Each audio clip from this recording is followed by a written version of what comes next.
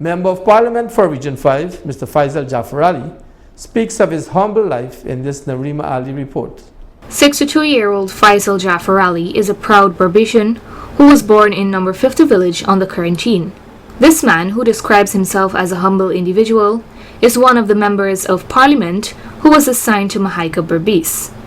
He began his academic studies at the Leeds Primary School, after which his family moved to the number 55 village.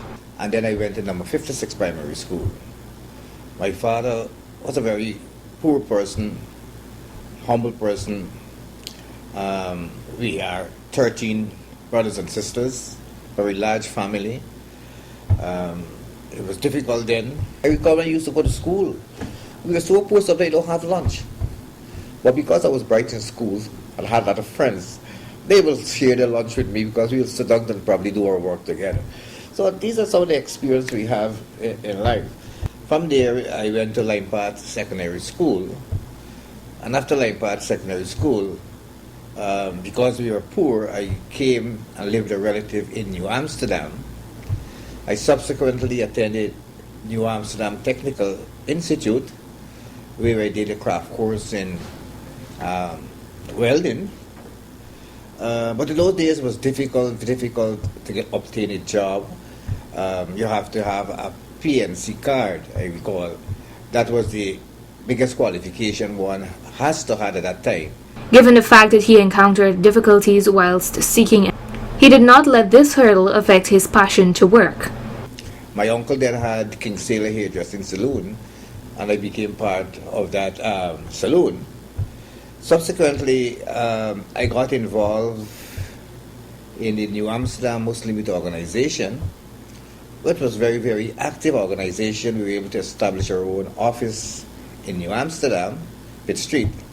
And after that, I was given a scholarship to King Faizal University, Islamabad, Pakistan, where I spent some time and continued my education upbringing there. I came back to Guyana and was employed by the Central Islamic Organization of Guyana, the CIOG. Then I raised to the position as vice president of that organization. I recall then I started a program at DTV8, it was named Islam, the Solution for Mankind. And I think I'm one of the earliest person that had regular program at DTV8. I want to say thanks to the management there. Being new to television, they were able to guide me and things of that nature.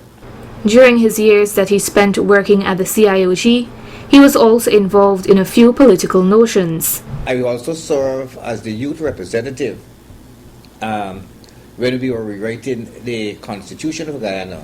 When the Constitution Reform Commission was established, I was recommended by a number of youth organizations, being an active member of the New Amsterdam Muslim Organization, to be the youth representative in the Constitutional Reform Commission.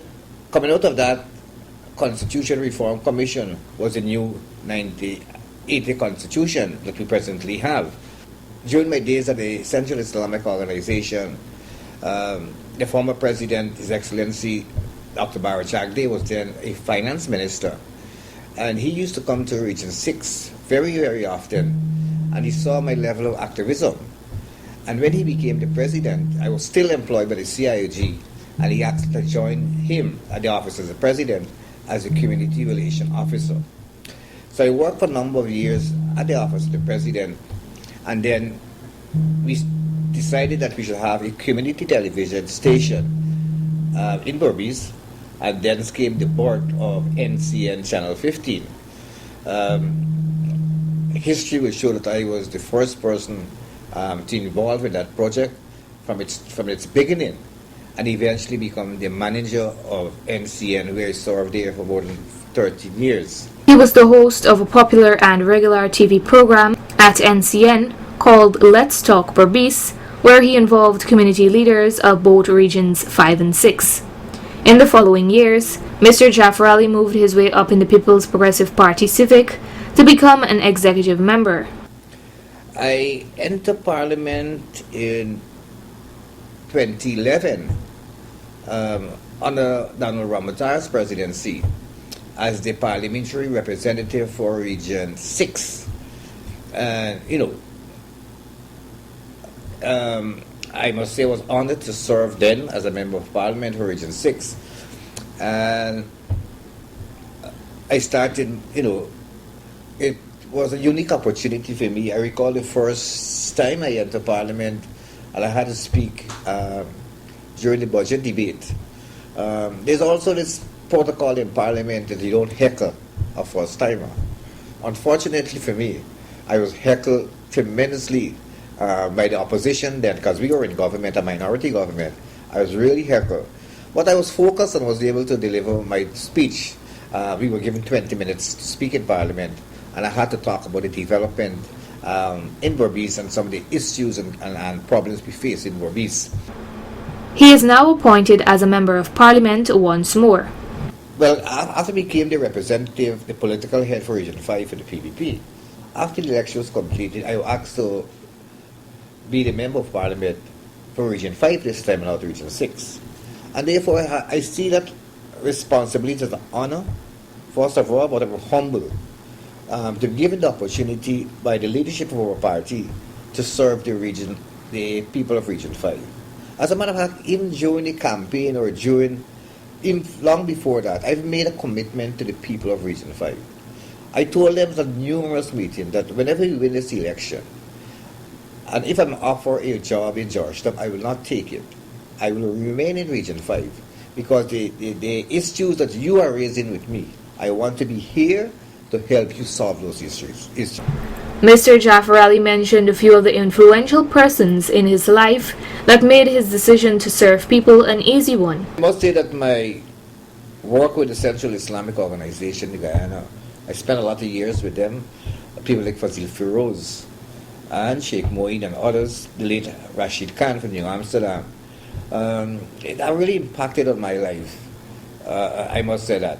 Chedi Jagan, Bara Jagdeo, these are people who really impact on my life, and because I'm grateful for them, because when I look at what they did and their life in service to people, yes, it can only motivate you to work harder. What can we expect from him in the years to come? Region 5 is a very challenging region because of the creeks and the far-flung areas.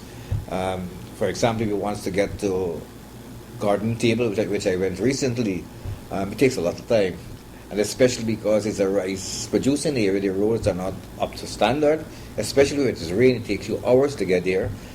And then you have places like Bayabu, Abari, and things of those. You have to sometimes take boat to get into those community.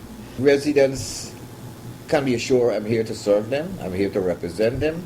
Whatever your concerns are, how small or how large, we'll work together. We will work together to ensure that the difficulties people face in life, we must be able to eradicate it.